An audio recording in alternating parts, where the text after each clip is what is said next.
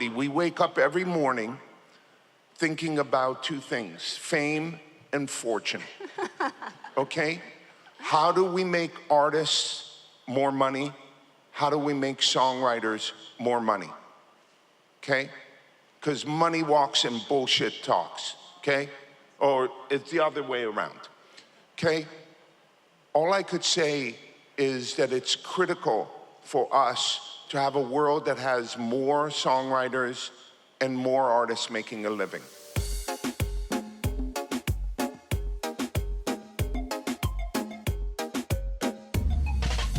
We're also in a world where you at YouTube are developing AI tools to help people create videos with less money and more technology. So what's the fake stuff that you have to avoid? Fake stuff is, in my mind, thinking that there's a shortcut.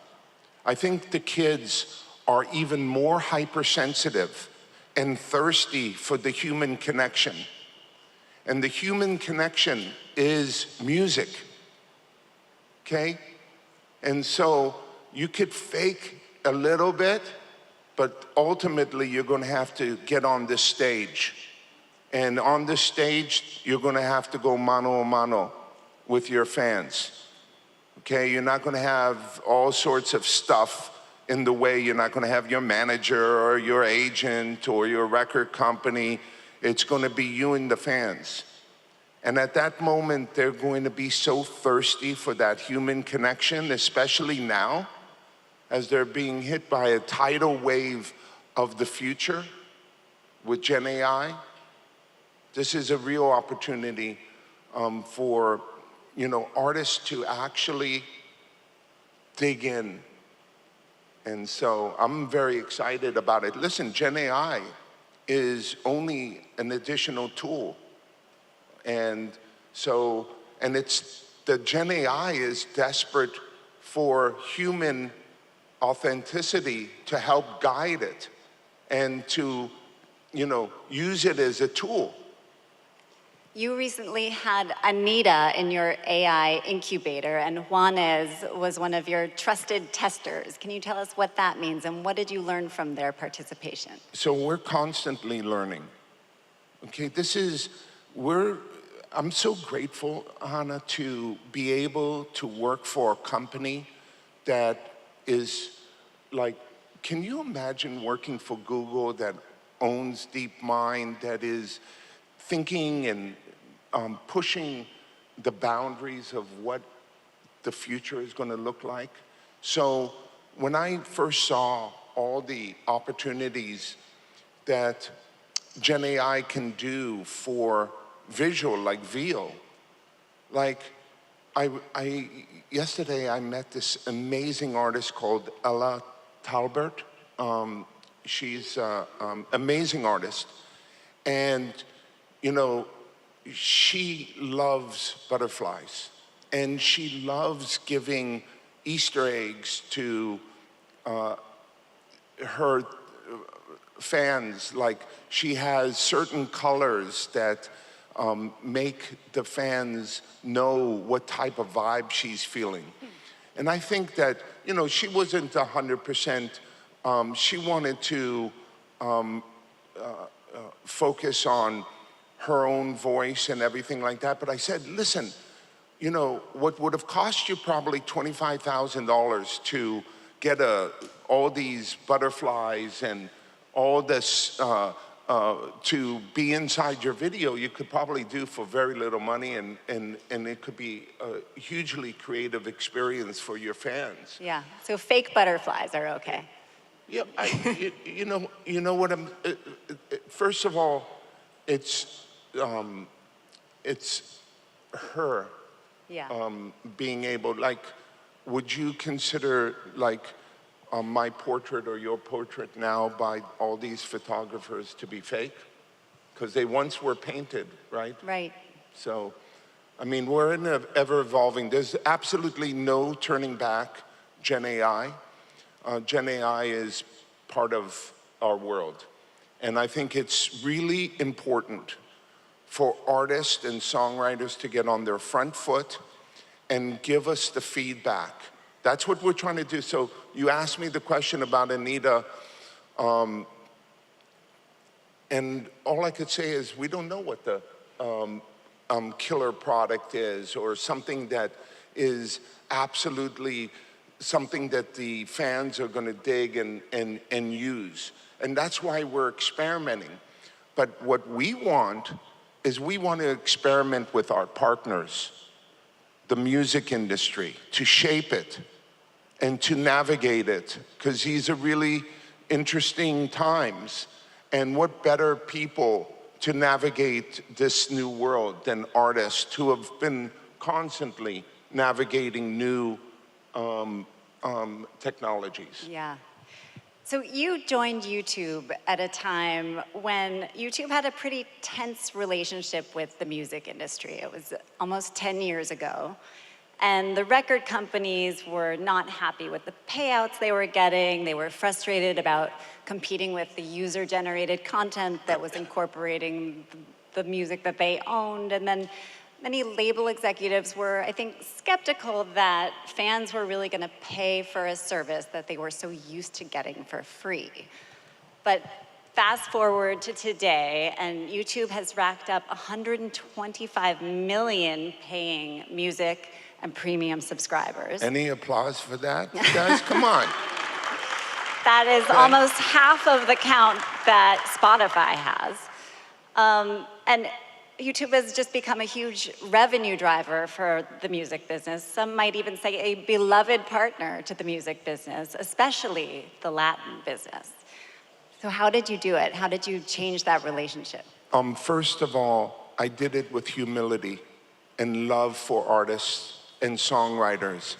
And I couldn't have done it without my crew. Can the YouTube folks stand up, please? Okay, these are the people right here. These are the people right here. Okay? They're loved. These people are loved, okay? Sandra, Joanne, everybody, Jenna, amazing. AJ, Mauricio, amazing. Everybody works so hard because we understand we have a huge responsibility. We wake up every morning thinking about two things: fame and fortune. Okay? How do we make artists more money? How do we make songwriters more money? Okay? Because money walks and bullshit talks. Okay? Or it's the other way around. Okay? All I could say is that it's critical for us to have a world that has more songwriters and more artists making a living, okay? But we also understand that fame is critical right now too, especially with the tidal wave of choice that is happening, okay? And how does these fans find their favorite artists, their new artists? How do they engage with the platform to locate these artists? And how do artists utilize the platform in order to engage their fans? And so every day we try to solve these issues. Every day that we go to work, we understand we're going to work for the industry.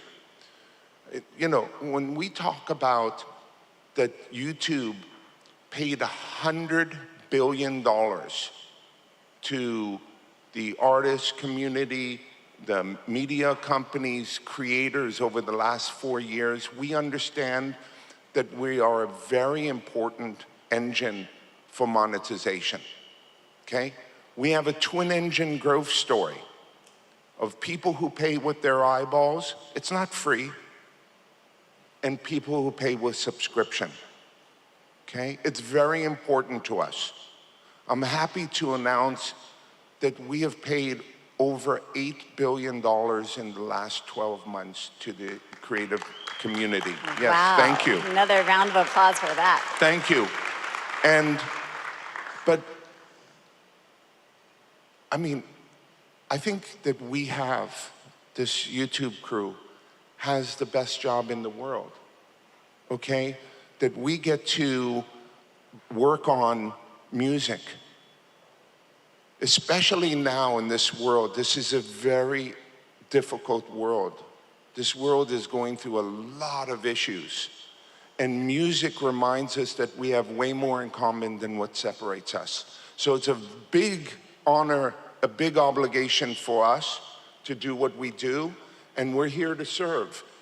And one of the critical things that we do, I'm sorry, I'm a run-on sentence, Hannah. One of the critical things that we do is we get together with artists and songwriters in the music industry because we have what we call the voice of the market. So we have all these engineers and all these product people in San Francisco, and it's on us to go to Brazil, go to Colombia, go to Mexico, go all over and listen to the artists and songwriters in order to give them feedback to build better products. And what are they asking for? What are they telling you? What are they complaining about? So they're complaining that our staff is too small and they want us to show up more often, okay? Right, AJ? Okay? So it's more about our presence. They want more marketing opportunities. They want for us to more SPMs, more boots on the ground. What's an SPM? Is a partner manager, okay? They want more of what we're giving them, and I think like Rabawana, how do I say it? Rawayana. Come on guys, help me. Incredible artist, like unbelievable. I met them yesterday. Holy, I cannot believe what an incredible artist they are. They did Coachella. You know, we're involved in Coachella. We're in our 13th year of Coachella. And you saw the evolution of Coachella, right? Well, and they did this interesting thing at Coachella to engage their fans called a watch with. Can you talk about how that works? So watch with is when a creator uses their power of their channel to watch with the live performance. So they brought all this creator, and can someone give me the name of the creator because I can't pronounce that name. Go ahead. What? Kaleche. Okay. So this creator helped Rawayanda. How did I do? To amplify their performance at Coachella. And I just think this is just magical stuff that we could only get by being part of the creative community and understanding what the needs of this community is. Yeah. There's a lot of things that we're building that are gonna just make things easier. We love premieres, we love after parties, we love like collaborations. Like, you think about it, that if you did a record together, it was a Bad Bunny record, only Bad Bunny fans would receive the notice that that was happening. So let's say Mark Anthony, none of his fans would know. So we've now tethered collaborations together so both of their fans, I mean, this is pretty obvious, simple stuff, but believe me, there's a lot of engineers, a lot of people that are working so hard on making those little product fixes work. I'll give you another perfect example. Tiny Desk, Colors, all these wonderful curation channels. When an artist goes on, their fans, the artist's fans don't know that they performed on Tiny Desk. That doesn't make any sense, right? But that's computer work, that needs work, and we like figured it out, like of course and by the way, we're so proud of Tiny Desk, they just did a Brazilian whole series, right? Yeah, it's just unbelievable.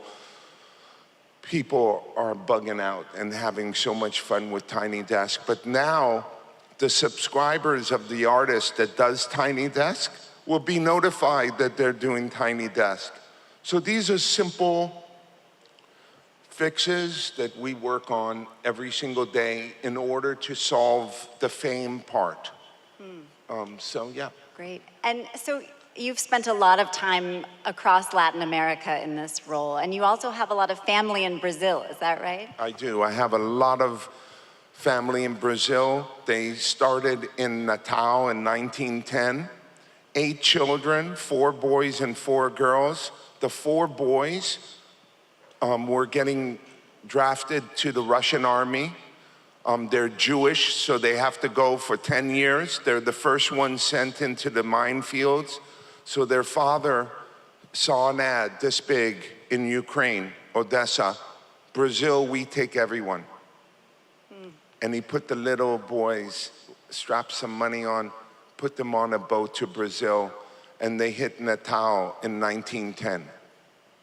Each one of those boys had no less than 10 children. So I have a lot of family in Brazil. So I know all about feijoada and cachaça and farofa and all of that stuff. Yum. And how has that family connection helped you navigate the Brazilian market? I don't think it's helped me navigate the Brazilian market, although one of my relatives, who unfortunately died at 91, passed away in COVID in Rio. I'm sorry. Was